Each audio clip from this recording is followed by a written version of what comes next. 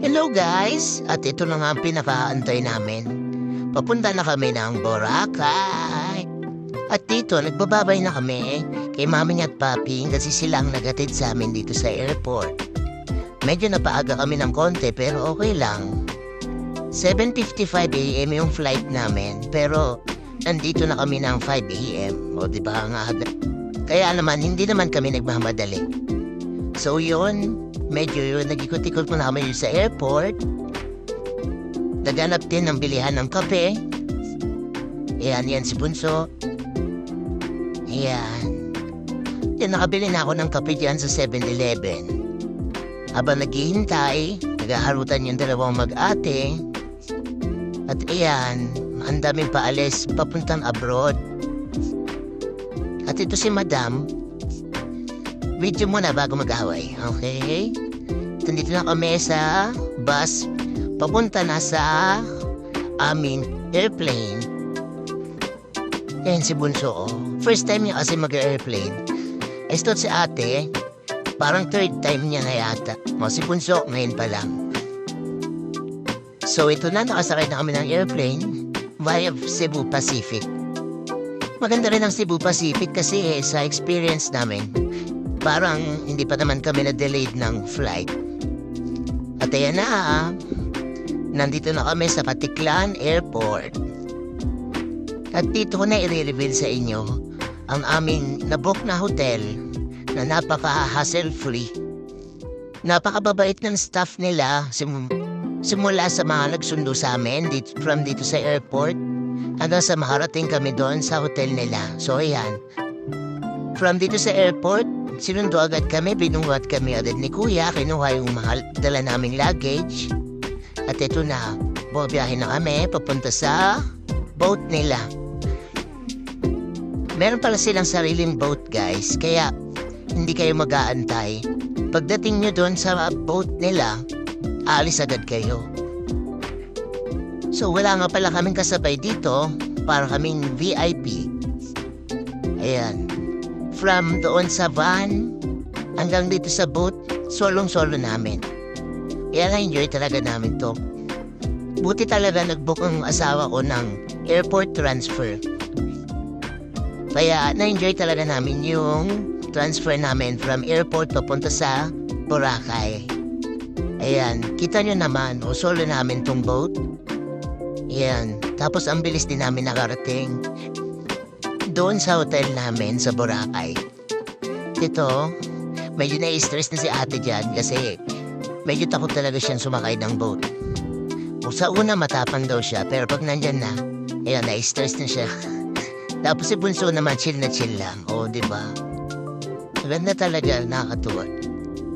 At yan, video muna kami. Papakasosyal muna kami. At yan, pagdaong namin, ito namang ating kaninang stress, pasayaw-sayaw na lang. At yan, bababa na ulit kami. Ang bilis lang ng biyahe ng boat namin, parang nasa 10 minutes lang, wala pa ata. At yan, nandito na kami. Sasakay ulit kami dyan ng van, papunta na sa hotel. At yan, solo ulit namin yung van.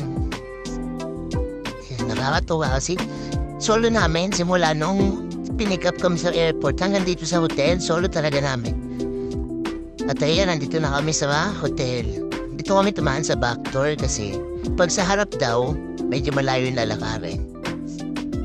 At ito na nga, excited na ang mga bagets.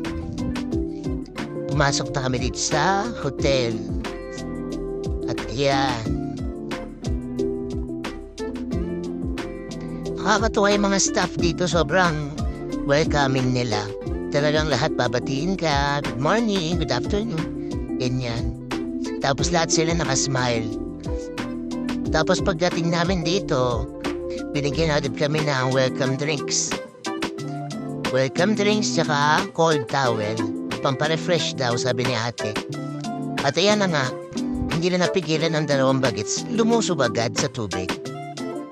Ayan. Meron din silang restaurant dito, katabi mismo ng pool nila. So, yan po yung hotel. At pumunta na agad kami sa dagat kahit tanghaling tapat yan. Di na nila napigilan. Tsaka, mas maganda rin sa dagat kasi mababaw lang. Doon kasi sa pool, medyo na-stress kami kay Bunso kasi gusto niya talaga lumublo. Tumatalon talaga siya. At yan, tignan mo. Tignan mo kung paano ginagawa ng Bunso. Oh. Ayan, lulublob niya yung ulo niya, tapos tatawa siya. Gusto niya talaga nagpapakalunod minsan. Oh, tignan mo. Tignan mo ang ginagawa. Oh, yan. Yan, na-stress na yung ate dyan magbantay. Pero okay lang, at least na-enjoy nila. Kasi minsan lang yan silang bata. At least na-enjoy nila yung bonding nila sa isa't isa. Oh, yan o, tumbat naman. At yan, tapo-tapo. Laro-laro ng buhangin. Kahit napo and go lang. Yan, mga napuwing yan eh. Oh.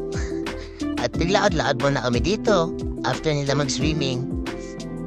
Dito sa D-Mall. Yan. At nakita si ate ng shake. Siyempre, wala tayong magagawa. Kailangan bilhan. Bumili kami ng strawberry shake. At yan, bumalik na ulit kami sa hotel. Yan yung harap ng hotel namin mismo. Beachfront talaga siya. Yan. Papanoorin namin ang sunset at mag-swimming ulit ang mga bata. Kasama na ako. At yan. Ganda ng sunset, guys. Sa mga ganitong panahon, ini-enjoy ko talaga yung mga ganitong pagkakataon sa amin.